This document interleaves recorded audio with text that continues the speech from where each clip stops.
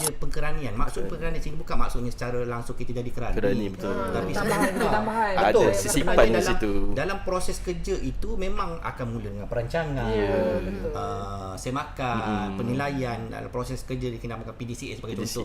Kita perlu buat berancang ketak kerja sebagainya. Jadi tugas-tugas yang perkeranian seperti itu yang perlu cikgu lakukan dalam perancangan aktiviti sekolah sebagainya perlu boleh memanfaatkan guna AI itu tadi.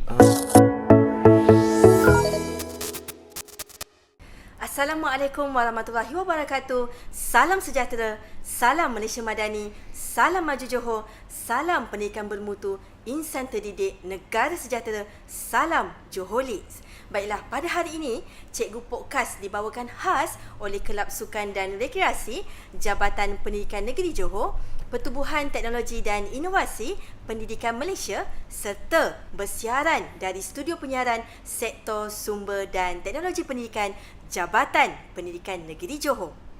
Jangan lupa subscribe YouTube channel kami, Cikgu Podcast, dan follow TikTok Cikgu Podcast, dan yang paling penting, tagline kita pada hari ini, santai-santai, janji sampai. Alhamdulillah. Hari ini bersama saya, hos anda, Cikgu Azizi Zamri dari Sekolah Kebangsaan Datuk Usman Awang. Hari ini saya tidak keseorangan kerana saya ditemani oleh orang rakan serumah saya sendiri, iaitu Okey, hari-hari makan kari pap sardin. Saya Nur Razimah Alawadin. Ya, okey. Jadi pada hari ini special sebab ini adalah bukan rancangan keluarga.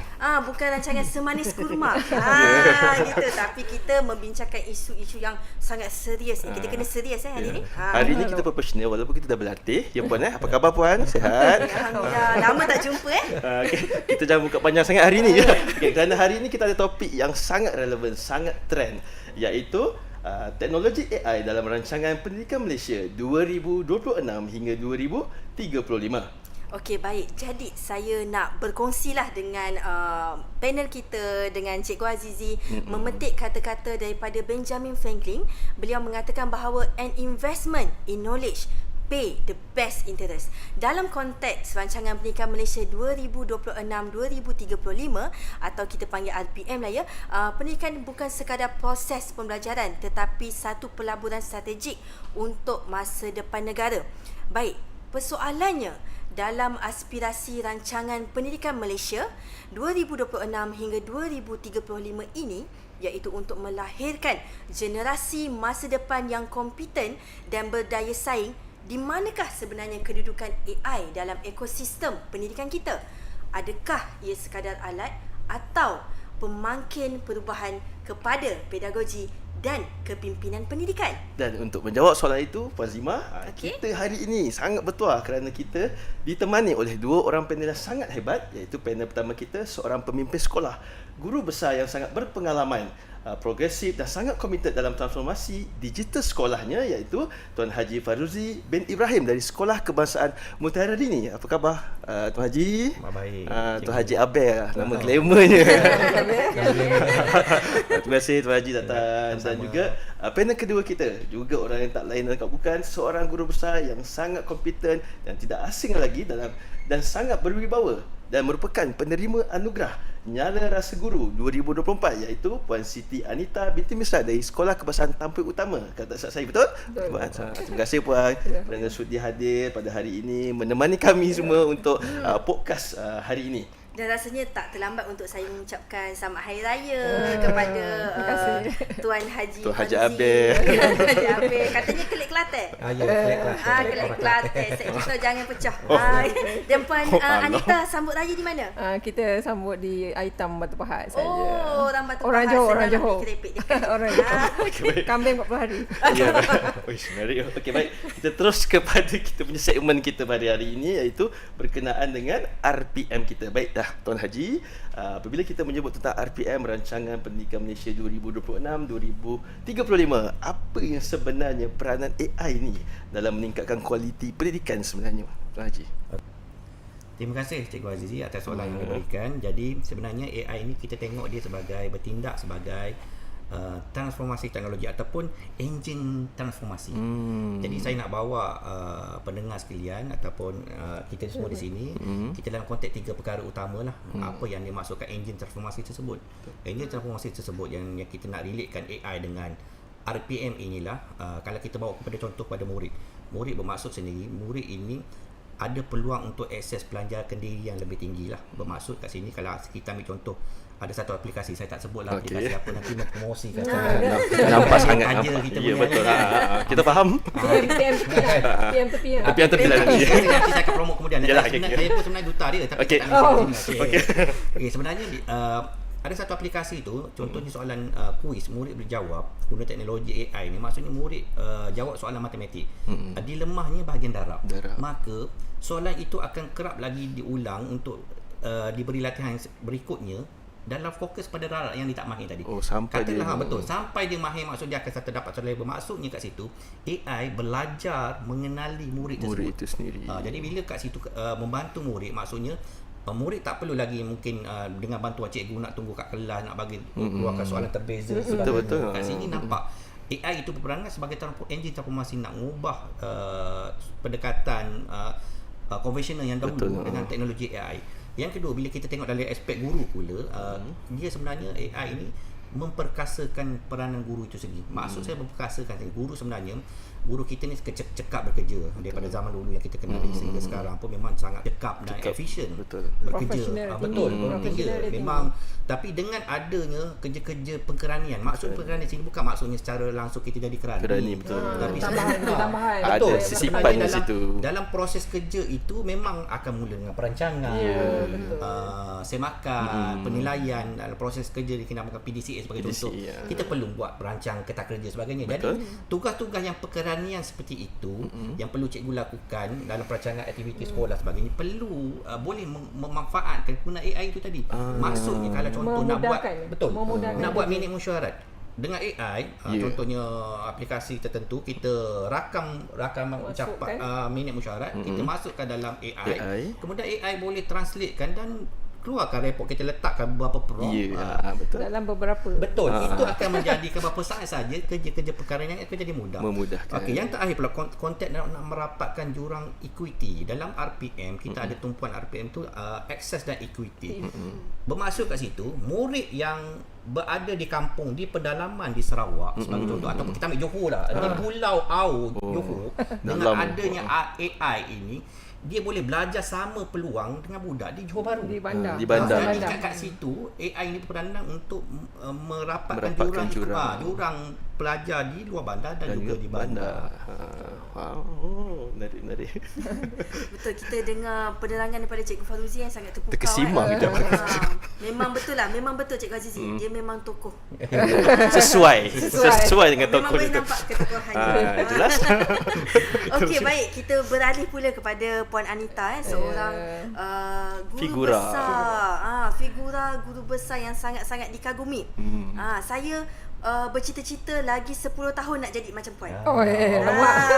Cita-cita baru ni Tadi tak ada pun tadi. Tadi tak ada pun sini. Nampak Puan, saya terus terfikir cita-cita saya 10 tahun datang. Rupah-rupah je.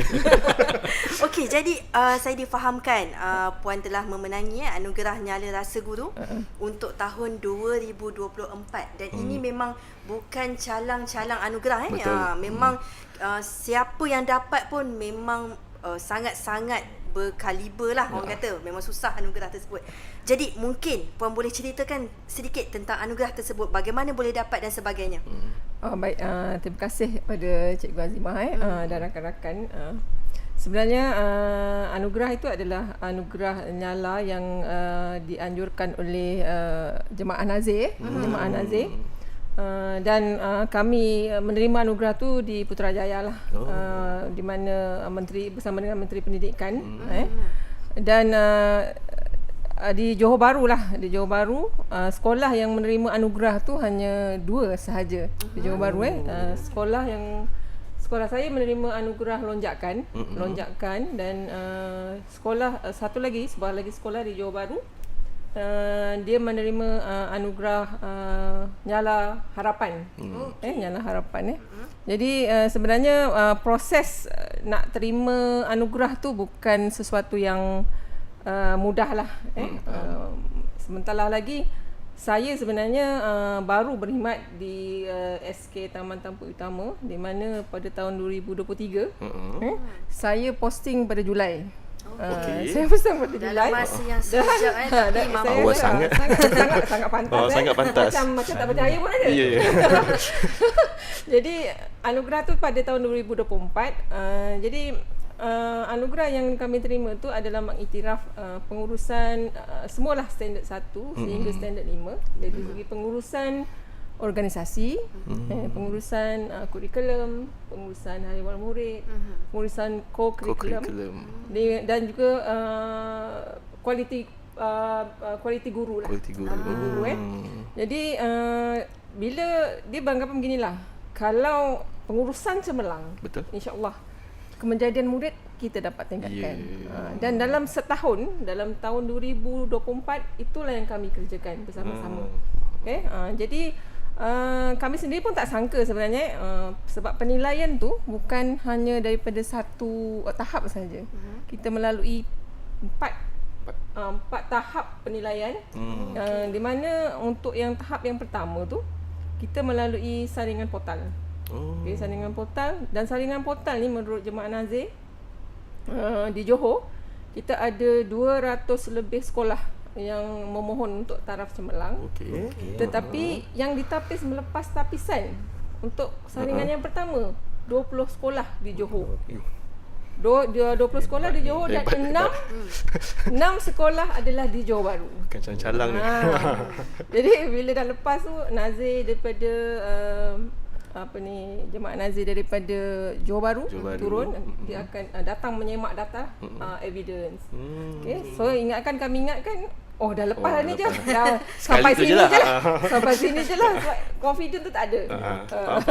Dia biasa yang tak confident tu. Itulah. Jadi lepas dia balik datang untuk semak evidence dalam seminggu kemudian. Terima call daripada Jemaah Nazir Putrajaya. Okey. So dia nak datang. Datang lagi. Dia tengok pula benda lain. Benda lain pula lah. So jadi lepas tu dah dapatnya tu, ingat kami habis. Dah lega lah. Dah tak ada dah ni. Okay, sekolah kami sekolah kecil. Ya, faham. Jumlah murid 600 orang. So kami memang, saya masuk sekolah tu pun masih membina masih membina. Jadi kami macam kurang confident lah benda tu sampai ke akhirnya. Jadi bila alhamdulillah lah Allah bagi rezeki kan. So kami atas usaha yang kami dah buat sepanjang setahun tu membuahkan hasil, dan saya rasa jurung kali untuk anugerah Nyala. Ya, betul. Nyala kan. Sebelum ni saya rasa bukan Nyala. Tak ada. First time. Jadi pertama kalilah sekolah kami dapat anugerah Nyala, lonjakan bersama dengan sekolah kebangsaan Tun Aminah. Tun Aminah. Tun Aminah harapan lah. Okay, jadi 2 sekolah lah di Johor Bahru yang berjaya, berbanding dengan jumlah keseluruhan yang masuk ke peringkat akhir tu 48 atau 45 buah sekolah lah seluruh Malaysia. Seluruh Malaysia. Lepas ni giliran Haji Faruzi. InsyaAllah. Jadi alhamdulillah lah sampai sekarang saya digelar guru besar Nyala lah. Sekarang ni Nyala. Pergi je program guru besar menyala. Alhamdulillah lah, insyaAllah apa yang kami dapat ni akan kami gunakan, sebab benda ni bukan sekali ni, bukan one off. Dia mengurus ni adalah sepanjang masa. Jadi insyaAllah kita akan cuba teruskan lah. Itu sajalah. Jadi dekat sekolah sekarang ni penuh lah ni dengan sijil apa semua kan. Menteri Pendidikan saya. Okay. Bukti je Pak. Itu Rasa paling macam penting. nanti kita boleh buat lawatan Lawatan sambil belajar. Sekejap ambil nombor telefon je. Boleh. Dan saya yakin ini menjadi perintis lah kepada sekolah-sekolah yang lain agar terus menyala dan berjangkit-jangkit je. Berjangkit-jangkit dia nyala. Menyala-nyala rasanya. Segan juga sebenarnya ni. Nyala.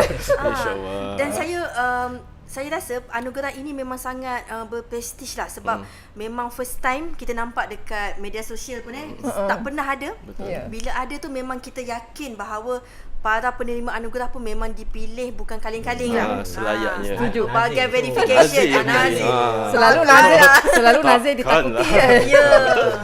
Dan ini merupakan orang kata satu anjakan paradigma lah juga apabila pihak Nazir sendiri memberi penghargaan macam ni. Jadi pastinya para pentadbir pun sama-sama menyala-nyala, berkobar-kobar untuk harus, membuat yang terbaik lah untuk Sebenarnya organisasi. mengurus sekolah tu bukan mudah. Betul. Ya, betul. Bila ada penghargaan tu, motivasi kita meningkat. Meningkat. Kita akan cuba buat yang terbaik. Tapi endingnya kita tak boleh lupa kita punya visi untuk kemejadian anak murid kita sebenarnya. Betul. Itu yang penting. Hujungnya tu kena betul lah niatnya tu. Betul. Ya. Itu saja. Saya sangat setuju. Memang tak salah 10 tahun akan datang, inilah idola saya. Ya. Itu Nampak saya. tak? Dah berubah dah tu. Dan apabila saya mendengar penerangan dan perkongsian daripada Puan Anita sebentar tadi kan, apa yang saya faham memang pokok pangkalnya kita anugerah nyala rasa ni dan sebagainya dan memimpin sekolah ini tidak lari daripada transformasi dan reformasi. Jadi apabila saya mendengar penerangan tadi, saya dapat lihat perubahan sekolah, transformasi sekolah tu mencakupi pelbagai aspek holistik. Dan bertepatan dengan KAS lah, standard quality lah kan. Okey, jadi kata orang visi tanpa plan yang konkret ibarat angan-angan kan. Jadi boleh tak Puan ceritakan sedikit bagaimana Puan integrasikan AI ni supaya dia selari, dia align dengan kita punya visi dan misi dalam RPM ni. Baik, terima kasih Puan. Sebenarnya kalau kita lihat visi dalam RPM tu ialah pendidikan bermutu. Kan, pendidikan bermutu. Jadi yang ingin kita lahirkan ialah murid yang berdaya saing, bermutu, dan sebenarnya yang kita istilah baru yang kita akan sinonim dengan kita ialah sejahtera. Sejahtera tu kan. Jadi dalam cara kita dapat anugerah tu, pertamanya ialah AI boleh membantu sebenarnya dengan lebih cepat dalam pengurusan pengurusan. Sebab kalau kan kita drastik kan, setahun ni kita dah dapat Jadi sebenarnya AI tu membantu.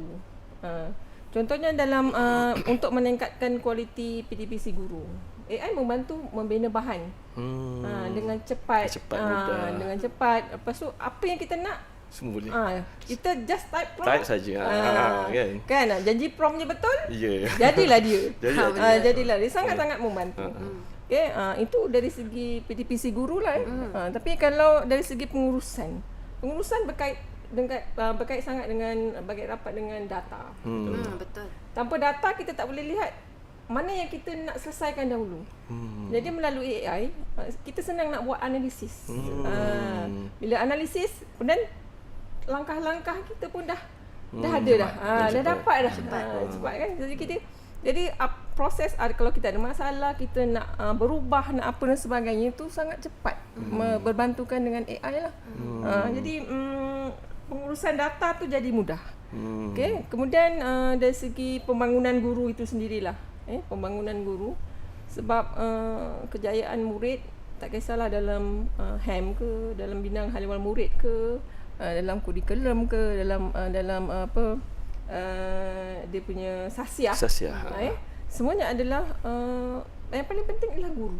Guru tu sendiri kan. Guru perlu ada kualiti. Jadi AI dia boleh membantu kualiti guru tu. Okay, melalui perkongsian amalan baik. Dia ada idea, dia buat inovasi, dia buat kajian tindakan apa untuk ni kan. Tapi AI tu membantu.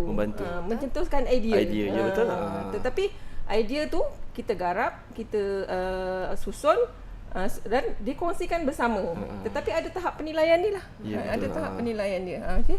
Sama ada ni sesuai ke ataupun kurang sesuai ke. Sebab guru ni adalah sebab AI tak boleh menggantikan guru sebenarnya. Faham.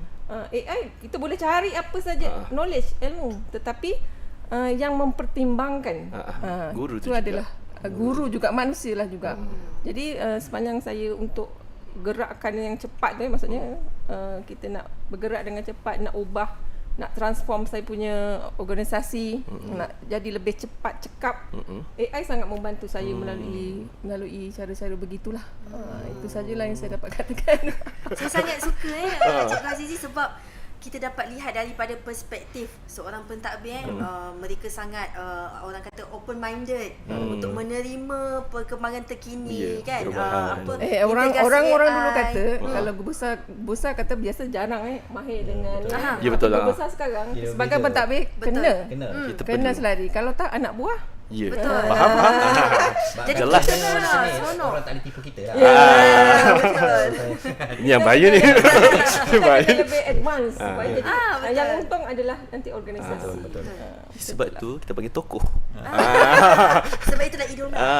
Memang tak tipu ni. Okay. Berbalik pada Tuan Haji semula. Okey. Sebagai guru besar, pentadbir yang dihormati, dan apa sebenarnya cabaran Tuan Haji sendirilah dalam mengintegrasikan AI ni dalam PTPC sebenarnya? Okey, terima kasih Cikgu Azizi. Sebenarnya saya nak bawa 4 cabaran utama lah yang dihadapi kebanyakan semua pentadbir lah. Sama ada di bandar, di luar bandar sebagainya. Yang pertama adalah kita panggil cabaran infrastruktur. Contoh peralatan di sekolah.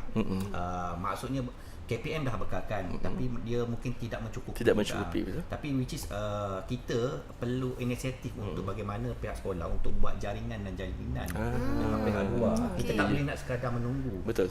Sebab kita di dalam PPPN lepas kita diberi kuasa autonomi untuk menguruskan. Jadi kita kena kreatif lah. Kalau kita hanya menunggu, contoh mungkin di bandar kata di bandar senang lah. No, tak boleh. Sebab saya sendiri pun pernah alami di kampung, di sekolah luar bandar.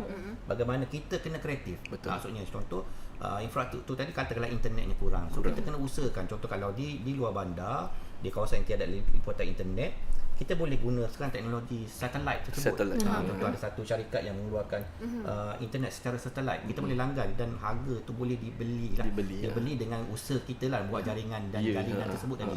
Okey, yang kedua pula mungkin kita tengok lagi segi kekangan utama adalah literasi guru itu sendiri.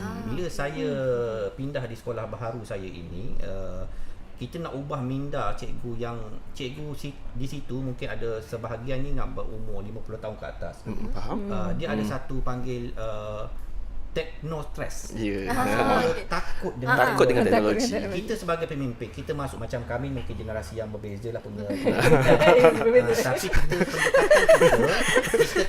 kita yang mulakan. Betul. Kita mulakan dan kita ajar by peringkat. Maksudnya kita letakkan kalau dalam kelas kita ada murid terbeza. Sebenarnya dalam teknologi di sekolah pun kita ada guru terbeza. Cikgu terbeza. Betul. Kita kena ada letakkan level yang pertama, level kedua dan ketiga. Jadi mungkin yang kita lantik yang berpengalaman, yang mungkin agak moden tu untuk membimbing. Kita buat pasukan. Itulah cabaran yang kita tak boleh nak pukul harum sama rata semua untuk nak ajar. Jadi dia akan berlaku penentangan dengan ideologi kita nak bawa. Nak didik dengan RPM sebagainya. Okay. Cabaran yang ketiga adalah etika juga privacy. Bila kita sentuh pasal AI dan teknologi sebagainya, sebagai contoh kita guna ini, mungkin kita nak guna teknologi dalam gambar, video dan sebagainya. Kita sebenarnya tertakluk beberapa peraturan yang di media sosial sebagainya tak boleh sewenang-wenang untuk menyebarkan gambar. Betul. Menggunakan data dengan sewenang-wenangnya. Kita kena ada etika. Itu cabarannya. Kadang-kadang dia terlepas. Sebagai contoh, saya ambil satu portal yang agak popular juga di Malaysia. Saya tak bagi tahu contoh portalnya. Dia tugas dia tengok data di cloud. Ada data-data maklumat murid tersebar. Contoh maklumat IC sebagainya. Etika tu sebenarnya kita nak educate daripada budak, daripada cikgu kepada cikgu, turun kepada budak sebagainya, supaya kena jaga benda tu. Kalau sewenang-wenang kita upload mudah, konon-konon nak sharing. Betul. Tapi sebenarnya kita terlepas IC maklumat peribadi. Itu yang bahaya tu. Cabaran ketiga adalah integriti dalam bidang akademik lah. Sebagai contoh, mungkin benda ni tak berlaku di sekolah rendah lah. Kalau sekolah menengah, kita bagi tugasan pada murid akan dapat selesaikan soalan tu dia guna AI. Tapi integriti macam mana kita nak ajar tu, nilai kepada dia supaya maklumat ataupun yang dia dapat tu dia kena tu. Sebab tu cabaran dia adalah kita tak boleh nak menilaikan hasil akhir untuk menjadikan penggunaan AI dan sebagainya dalam pembelajaran saat ini. Kita kena tengok proses macam mana budak mendapatkan jawapan itu. Kalau kita nilai hasil akhir, mungkin budak tipu, mungkin budak sekarang cerdik. Jadi kita kena tengok penilaian itu secara menyeluruh, macam mana proses dia mendapatkan hasil tersebut. Tiba-tiba dapat je kan. Betul, tiba-tiba dapat jawapan. Kalau sekolah menengah lah, macam anak saya sendirilah kat rumah.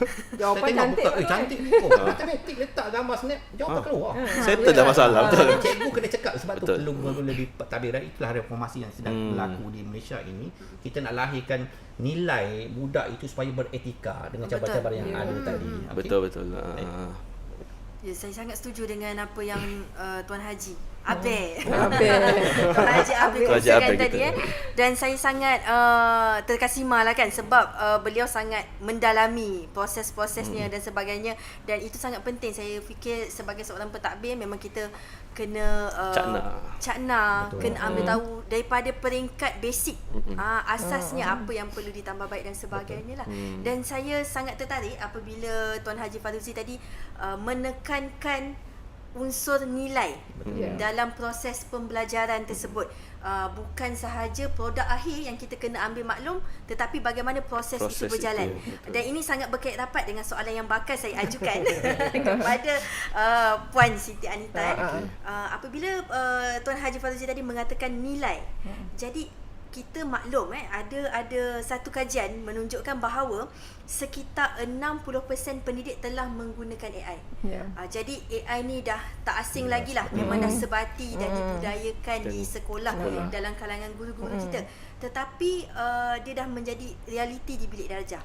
Jadi bagaimana Puan sebagai seorang orang kata penggerak dasar, bagaimana Puan nak memastikan bahawa teknologi AI itu bergerak seiring dengan nilai, selaraslah dengan kita nak insan sejahtera tadi kan, beradab, berilmu kan, di samping juga seiring dengan human touch yang perlu ada supaya anak murid kita dan guru-guru sendiri tak tersasar jauh. Kan? Jadi dia align with each other lah semua. Baik, terima kasih Puan Azimah. Macam yang Cikgu Fauzi maklumkanlah tadi kan, AI ni murid nak apa je dapat kan. Nak apa je dapat Jadi kita sebagai warga pendidik lah yang rapat dengan murid sebagai pembimbing, pendorong dan sebagainya, kita tak boleh lupalah sebenarnya roh pendidikan tu perlu ada. Roh pendidikan yang utama dalam falsafah pendidikan pun dinyatakan bahawa secara holistik, Jerry itu kan bukan setakat knowledge. Okay, AI mungkin boleh bagi knowledge. Knowledge apa je dia boleh. Tapi adakah sasiah, nilai, boleh tak AI bagi mana baik mana buruk? Dia boleh just kita input, bagi input. Tapi kita juga kan human tu, manusia. Kita yang menjadi pembimbing kepada anak murid kita, yang mana yang terbaik. Jadi kita ada 3 strategi utama lah, 3 strategi utama yang kita boleh katakan untuk memastikan bahawa AI dan adab itu, human touch tu berada dalam keadaan seiring lah. Yang pertama ialah kita mesti jelas lah apa tujuan kita guna AI. Apa tujuan kita? Murid perlu dibimbing untuk berfikir. Dia dah dapatkan knowledge, dia dah dapat apa yang dia nak. Kita sebagai guru bimbing yang mana the best. Boleh tak guna, sesuai ataupun tidak. Contohlah macam tadi kita di sekolah kita nak melatih murid menulis karangan. Oh, dia petik je AI. Tajuk apa? Siap. Salin. Cukup yang berenggan. Jadi susah. Yang penting hantar, cikgu tak marah. Betul. Tapi kita sebagai guru dari segi kemanusiaannya, kita latih budak kita bimbing murid kita supaya dia tahu benda yang macam mana kita nak pastikan yang AI tu digunakan dengan betul. Jadi kena bimbing lah, jangan salin semua ataupun ambil yang penting. Sebab nanti murid tak boleh nak berfikir. Kemahiran berfikir secara dia nak senang aja. Tak ada. Jadi akan jadi murid malas. Murid malas fikir. Betul. So, jadi akhirnya visi kita tak tercapai. Itu memang kita rasa macam cabaran lah, sebenarnya cabaran. Jadi yang pertamanya mesti ada, kita jelaskan tujuan, maklumkan pada budak kita, ingatkan. Betul tak Tuan Haji? Betul. Salah kan? Cuma budak-budak yang lupa itu. Setiap hari yang ingatkan himpunan mesti ingatkan. Kemudian yang keduanya ialah etika digital. Macam mana kita nak gunakan digital dengan betul, apa yang boleh dilayari, apa yang tak boleh dan sebagainya. Cuma ada had sempadan. Sebab budak kadang-kadang murid kita ni darjah 1 semua dah pandai dah. Betul. Tak payah ajar. Tak payah ajar. Yang kita ni teruklah mengajar. Kita cari tu kau Beria main kan? dalam umur ni kan. Jadi anak-anak kita ni dia cepat. Jadi kita kena terapkan elemen etika digital kita ni lah kepada anak-anak murid kita lah macam apa supaya murid-murid ni dia bijak guna AI. Boleh guna AI tetapi dia tak lupa dia punya perlu ada pemikiran sebagai manusia yang boleh berfikir dengan bijak. AI juga. Berfikir kena bijak. Betul. Jadi kita kena ada had sempadan, ingatkan lah. Itu sajalah. Saya sangat setuju sebab kita sebagai cikgu kan, walaupun kita nak mudahkan kerja kita, okey murid, type ni nanti awak salin aja, betul. Tapi yang penting ada human touch. Cikgu tu kena ada roh dan betul. ada unsur integriti. Itu penting. Jadi macam mana kita nak menilai murid itu? Jadi perlunya human touch dan juga roh dalam diri cikgu tu penting. Tak, kita pun sedar juga sebenarnya kan. Berbalik pada kita juga, kita cikgu kan. Okey. Macam kita juga parents lah pun kena memainkan peranan. Jangan macam anak tanya kerja rumah kan, bukan AI je macam tu kan. Kita kena bimbing sama. Dia kena seiring. Parent dengan cikgu tu juga sebenarnya. Cikgu pun jangan lepaskan tangan sebenarnya. Dia pun dalam standard 4 pun dinyatakan kalau dalam PDPC guru penilaian guru adalah sebagai pembimbing. Ya, betul. Bimbing nilai, etika, begitulah. Jadi tak sepenuhnya lah AI. AI hanya membantu, mempermudahkan begitulah. Okey. Baik, berbalik kita kepada Tuan Haji semula. Lancar Lancar sangat. Aku baru. Okey. Baik, dalam era yang sangat membangun yang pesat ini, macam mana Haji boleh respon? Adakah peranan guru itu berubah? Dan adakah yang sebenarnya guru itu menjadi lebih penting ataupun membebankan guru sebenarnya? Okey, terima kasih Cikgu Aziz. Sebenarnya bila kita menggunakan AI, sebenarnya peranan guru tak terhapus pun. Malah dia ditambah baik. Okey, saya nak bawa satu contoh lah. Sebenarnya peranan guru akan jadi dia sedikit berubah lah. Dia tak boleh sama macam tipikal kita dulu. Sekarang ni guru lebih jadi sebagai facilitator.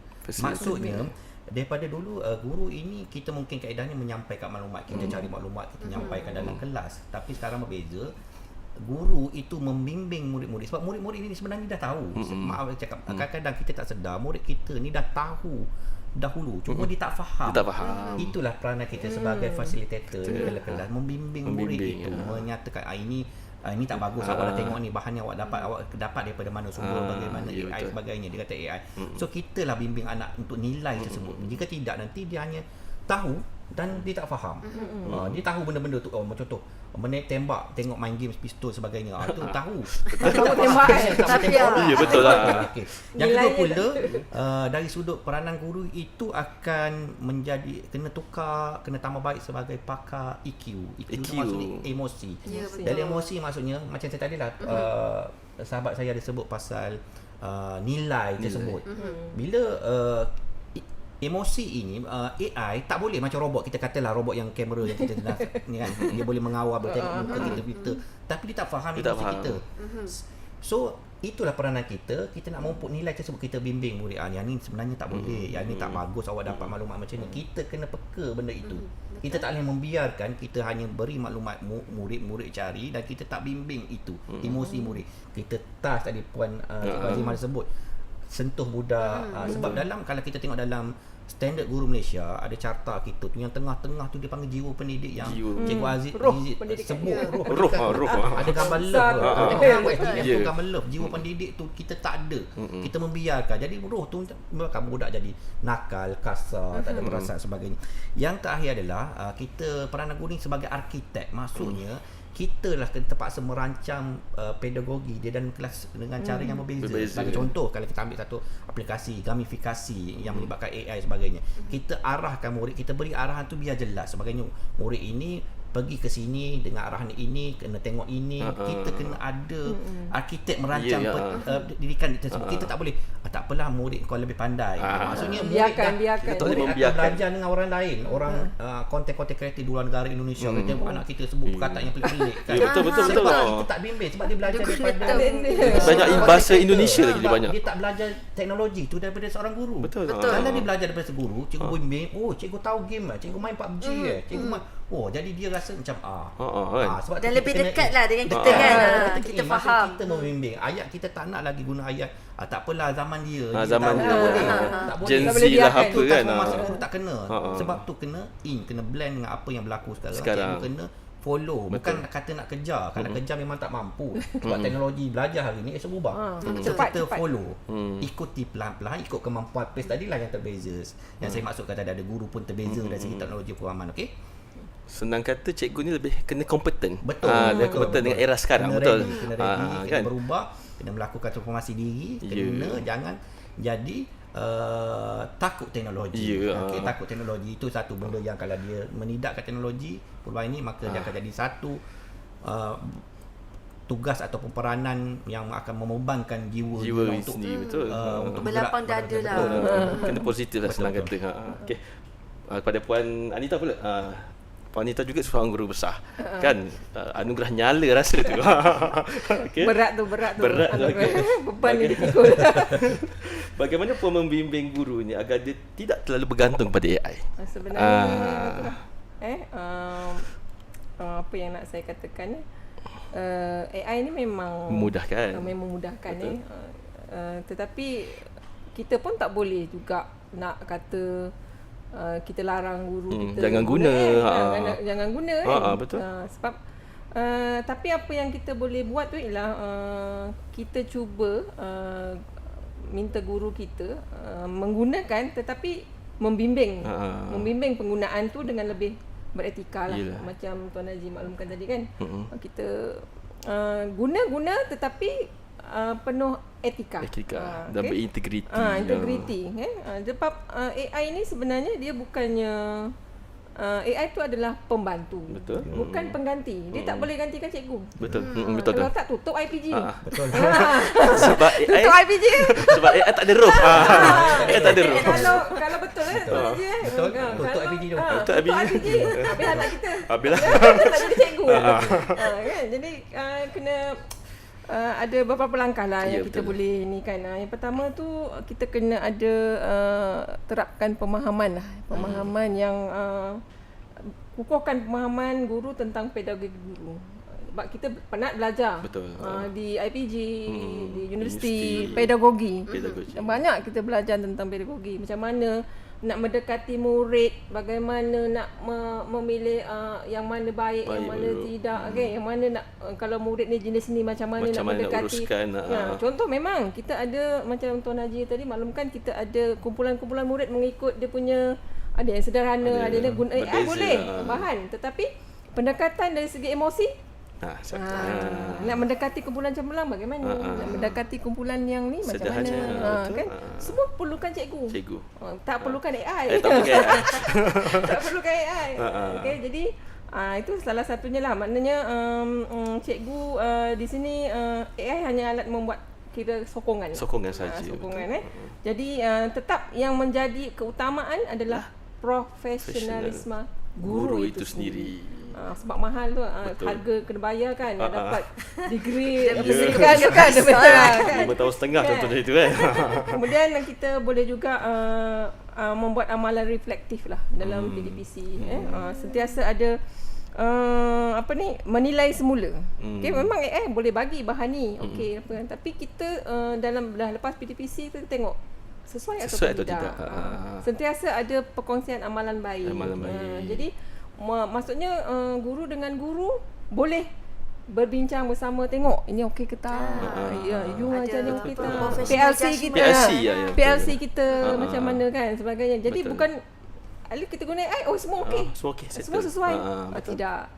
Jadi sebab tu perlulah maksudnya adanya perkongsian amalan baik dalam jadi supaya cikgu tidak bergantung sangat dengan AI.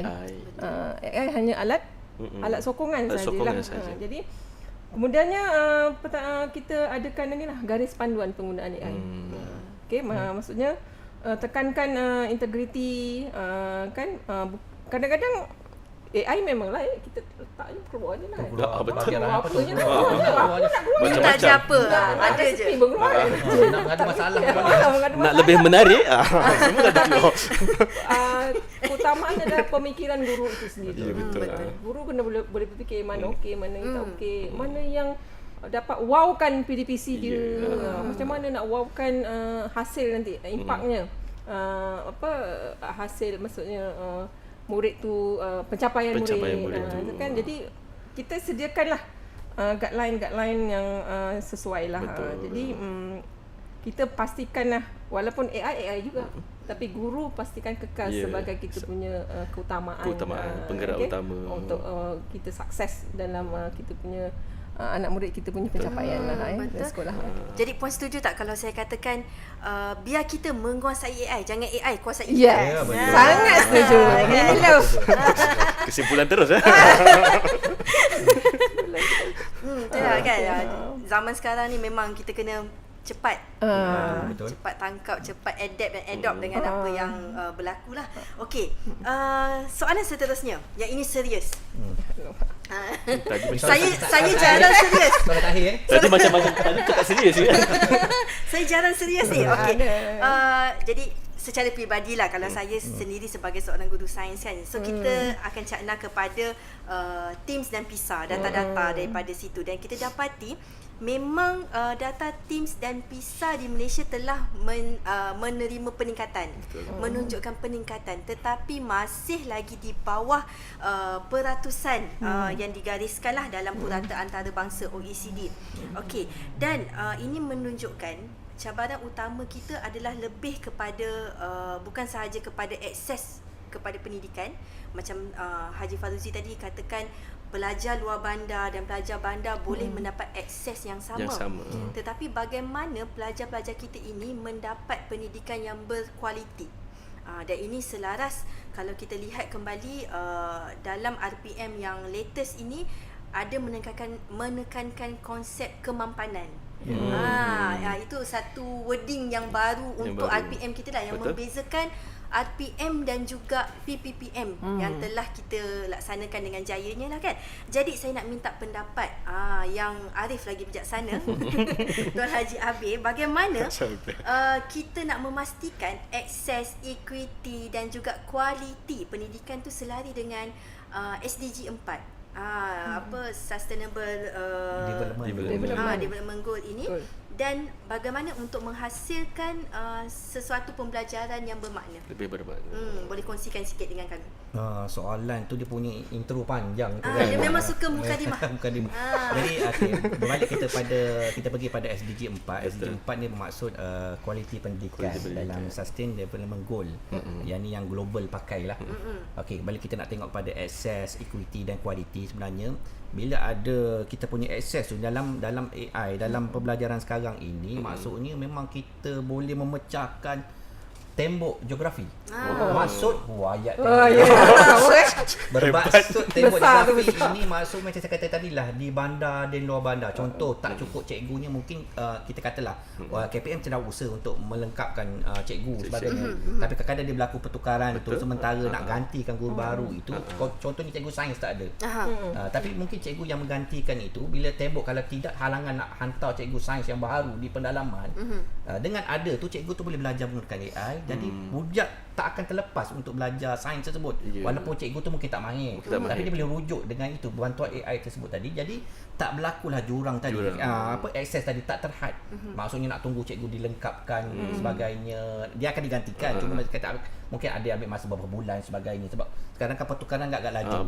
Benda yang agak laju pertukaran cikgu-cikgu sebagainya. Okey, tu berkenaan dengan access. Maka dengan equity pula, sebenarnya dengan AI ni juga untuk kita relatekan dengan SDG 4 kualiti pendidikan, maksudnya dia membantu memberi peluang juga kepada murid-murid yang berkeperluan khas. Sebagai contoh, mungkin murid itu ada masalah pendengaran, ada aplikasi-aplikasi yang boleh bantu dia untuk dia melihat teknologi itu menggunakan AI. Jadi masuk kat situ equity antara murid biasa, murid arian perdana biasa dengan murid MBK akan lebih seimbang. Maksudnya kat situlah kualiti pendidikan tu akan terhasil. Yang terakhir adalah dari segi kualiti untuk penilaian dan sebagainya. Maka saya katakan tadi lah, kita budaya kita sebelum ni kita nak tengok hasil akhir. Betul. So kita kena ubah paradigma tu kepada proses itu. Sebenarnya itulah yang RPM dan kita KPM sedang laksanakan, kita nak tengok proses itu sendiri. Barulah nampak bahawa IT maksudnya murid itu dinilai berdasarkan proses. Mungkin kalau hasil akhir kita tak tahu dia buat macam ni pun, sebab kita tengok ada effort dia, ada usaha dia, ada kesungguhan dia dan sebagainya, barulah dapat kita selarikan dengan apa matlamat SDG, terutama SDG 4, kualiti pendidikan. Betul. Saya sangat suka dan sokong apabila Tuan Haji Faruzi menerapkan bersama dengan murid-murid PPKI. So kita dapat term No Child Left Behind. Ya, gitu. Terus dapat idea ni. Dalam latihan tak ada ni. Sebenarnya Ujung-ujung ada ni. merapatkan jurang sebenarnya. Ya, merapatkan pendidikan merapatkan jurang, sama ada pendidikan di luar bandar, di bandar serta merapatkan jurang pendidikan daripada kluster pendidikan sendirilah, perdana dengan institusi keperluan PKI kan. menyeluruh lah. Betul. So kita ni sebagai ejen, orang kata ejen untuk bridging the gap yang memisahkan tembok tu kan, kita jadi perantara kan. Nampak bijak di situ ya. Macam jarang berlaku. Jarang berlaku di rumah. Okay, kita teruskan. Ini soalan yang terakhir, yang terpaling susah. Apa sebenarnya harapan Tuan Haji sendiri dan juga Puan nanti terhadap penggunaan AI ini dalam pendidikan menjelang 2035 nanti? Okey, sudah tentulah sejak apa yang dilaksanakan KPM adalah visi dan misi dia. Tapi macam saya bila ditanyakan daripada hati kita sebagai seorang pentadbir sekolah, harapan utama untuk menjelang 2035 nanti, RPM yang akhir nanti, sebelum ada mungkin perancangan yang baru. Sebab saya pun servis akan berpencen pada 2040, maksudnya akan ada RPM ada baru. lagi 5 Sempat tahun. Sempat. Saya nak sempat tu lagi. Harapan saya kita nak ada perdemokrasian pendidikan. Bermaksud kat sini terhapusnya jurang digital tu tadi. Maksudnya tadi dengan adanya perubahan yang dirancang sedang dilaksanakan ini, maksudnya tiada jurang di antara murid bandar dan di luar bandar. Sebab sebelum ini mungkin ada, sebab saya pernah mengajar jadi pentadbir di sekolah kat luar bandar, dalam bandar, walaupun di bandar JB ada jurang tu tetap ada. Tapi saya rasa dengan adanya perancangan yang berstruktur ini daripada KPM, dia akan menjadikan situ lebih seimbang lah, lebih seimbang. Yang keduanya, harapan saya sebenarnya kita nak kembalikan jiwa pendidik cikgu tadi, macam saya kata, Cikgu Aziz kata roh tadi, ataupun dalam SGM tadi, Standard Guru Malaysia, jiwa pendidik itu, yang love hati itu. Sebab dia hilang bila mula cikgu rasa terbeban yang tadi. Bukan terbeban tu sebab apa, macam cara menguruskan tadi lah. Sebenarnya dia proses yang normal, proses kerja PDCA, tapi sebab cara pekerja mereka itu tak seiring dengan teknologi, maka mereka sangat rasa terbeban. Jadi jiwa nak mendidik tu dah hilang. Terpaksa nak kerja-kerja perangai. Tapi kalau contoh macam hari ni, kami pun memang dengan short notice AI je, faham.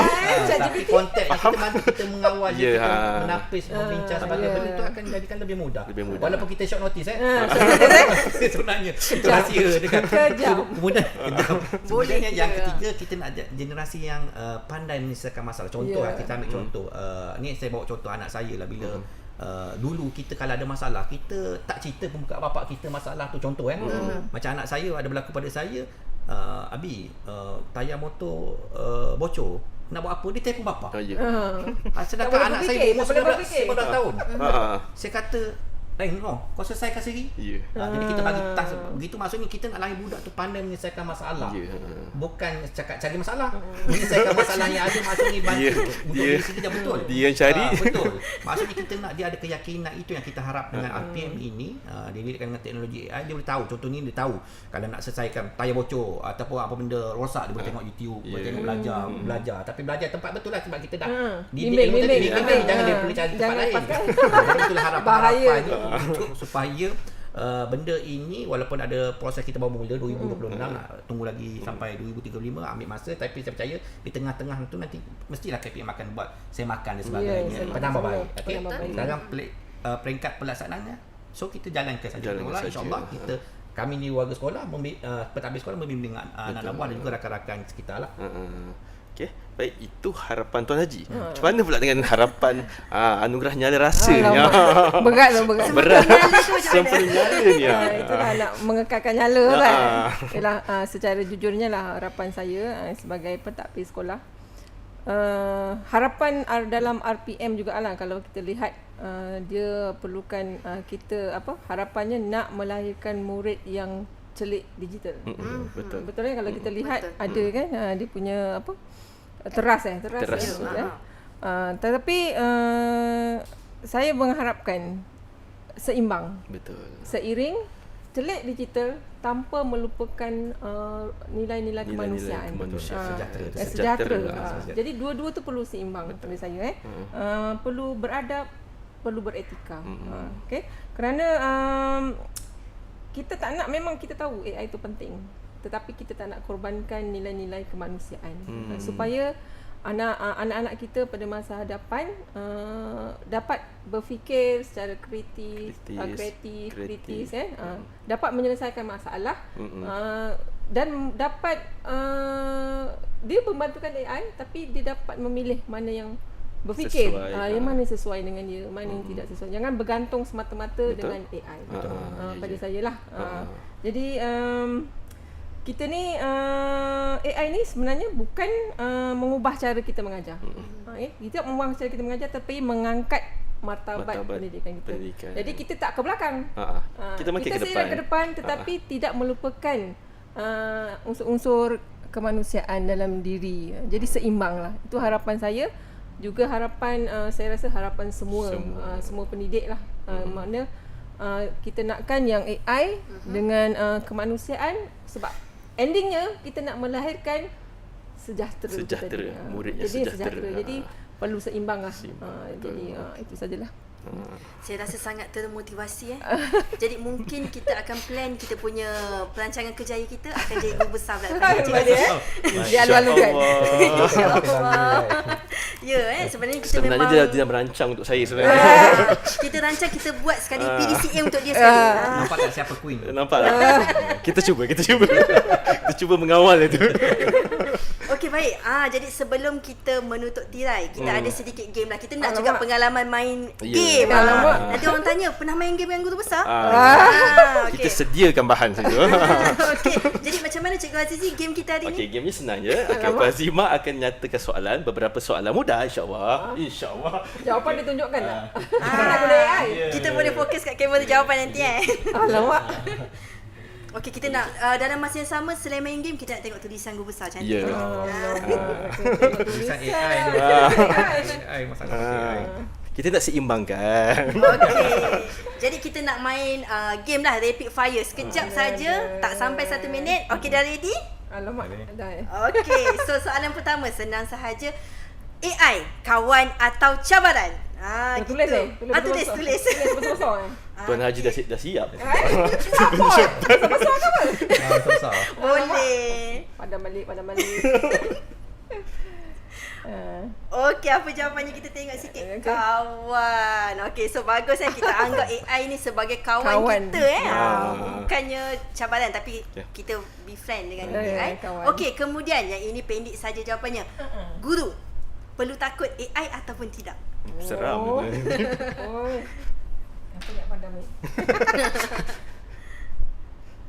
Apa tu soalan ni? Guru Okey, perlu takut AI ataupun tidak? Okey, show sikit. Nampak? Tidak. Tak perlu Okey, takut. soalan seterusnya Cikgu Azizi.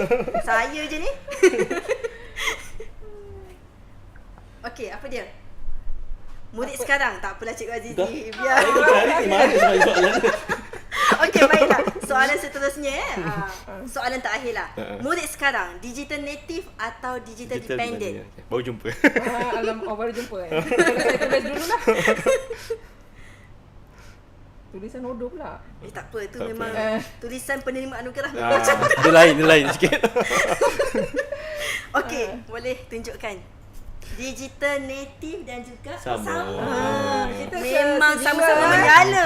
Bukan rasa sama tak ada. Okey, dan satu perkataan, masa depan dengan AI. Masa depan dengan AI. Satu perkataan. Satu yang perkataan sesuai. Faruzi. Apa? Satu perkataan sahaja. Kita sama ni. Panjang tu. Berdebah lah saya nak tengok. Okey, tada. Seimbang dan wow. Seimbang. Okay, so balance walaupun dia wow tapi dia tetap balance. Dia holistic. Ya. Okey. Baiklah. Seronok tak game tu? Senanglah nak main lagi. InsyaAllah. Okey. Okey. Dan Cikgu Azizi, untuk pengetahuan Tuan Haji Faruzi dan Puan Siti Anita, sebenarnya kami tak tidur malam tadi. Alah, kenapa tu? Sebab kami memikirkan bakal menemu bual tokoh idola dan sebagainya. Jadi kita pun tak naklah ketinggalan untuk mendapatkan Sains, signature. sedikit kenang-kenangan. Alamak. Yang ini insyaAllah kami akan frame kat rumah. Wow. Begitu ya? Yang ini saya tak design lah, saya guna AI. Oh. Jadi boleh tak ini untuk kenangan kami berdua, nak tunjukkan pada anak cucu kami dan juga rakan-rakan di Besar sekolah. Bolehlah bangga sikit pemenang anugerah ya sain. Jadi bolehlah sain. Wah. Di sini bersama. Lawan gambar AI. Bukti. Comel ya? Betul. Orangnya comel, jadi mestilah hasilnya pun akan comel. Okey. Test dulu sekarang. Boleh. Okey. Sign di mana? Sain di gambarnya. Di gambar di bawah. Saya Facebook tau, gigih cari. Oh. Betul tak orangnya ni? Tapi comel sangat ni. Okey, Haji. Sebab AI lah ni kan. Tu saya kata macam muka ID Marcelo saya kata. Ya betul, Mam tadi dia kata macam muka ID Marcelo lah. Okey, terima kasih. Saya nak tunjuk pada satu Malaysia, saya dah dapat autograf. Tunjukkan. Okey, boleh fokus kat sini. Tada. Ya. Okey. Wah. Ada? Okey. Ada. Terima kasih. Okey. Baiklah Puan Azimah. Okey. Apa-apa pun terima kasih kami ucapkan kepada Tuan Haji Faruzi dan juga Puan Siti Anita atas perkongsian yang sangat bermakna pada hari ini. Pada masa yang sama kami juga belajar bagaimana hendak menjadi seorang yang hebat, dan pada masa sama kemenjadian murid itu lebih penting. Ya, betul? betul. Okey, jelas bahawa AI ini bukan untuk menggantikan guru, Ya. tetapi untuk memperkasakan guru itu. Ya, betul. Betul tak Puan? Okey, betul tu Cikgu Azizi. Dan seperti kata seorang tokoh pendidikan, technology will not replace great teachers, but technology in the hands of great teachers can be transformational. Dalam rancangan Pendidikan Malaysia 2026 hingga 2035, kita tidak hanya bercakap tentang teknologi, bahkan tentang membina bagaimana sistem pendidikan yang lebih berkualiti, lebih inklusif dan juga berdaya saing. AI hanyalah alat, tetapi guru itu sendiri adalah pemacu utama perubahan, dan jika kita tidak dapat menggabung kedua-duanya dengan seimbang, insya-Allah kita bukan sahaja dapat meningkatkan pencapaian, bahkan membentuk generasi masa depan yang lebih bersedia untuk menghadapi dunia nanti, insya-Allah. Dan untuk itu kita perlu akhirkan kita punya segmen untuk hari ini, insya-Allah. Terima kasih Tuan Haji, terima kasih Puan Siti kerana datang hari ini. InsyaAllah kita akan jumpa pada segmen yang akan datang, insya-Allah. Apa-apa pun terima kasih. Baiklah, terima kasih semua. Jumpa lagi. Saya Cikgu Aziz Zamri bin Ilyas Dan saya Norazima Alawadin. Jumpa lagi dalam Cikgu Podcast. Assalamualaikum warahmatullahi wabarakatuh. Terima kasih. Iaitu tagline kita, jangan lupa Santai-santai, janji sampai. Bye-bye.